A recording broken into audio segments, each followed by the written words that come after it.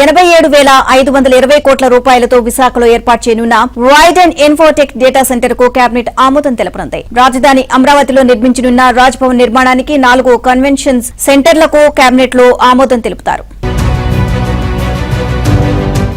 అంతర్జాతీయంగా డేటా సెంటర్ల సామర్థ్యంలో ఏపీ టాప్ గా నిలవనుంది. ప్రస్తుతం వర్జీనియాలోని 1.3 గిగావాట్ సామర్థ్యంతో కూడిన డేటా సెంటర్ మాత్రమే టాప్ 1 లో ఉంది.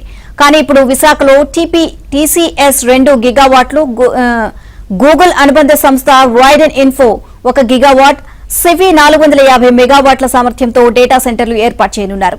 దీంతో విశాఖలో ఏకంగా 3.5 గిగావాట్ల డేటా సెంటర్ల సామర్థ్యంతో రాష్ట్రం అంతర్జాతీయంగా నెంబర్ 1 గా నిలవనుంది అని ఐటీ శాఖ చెబుతోంది.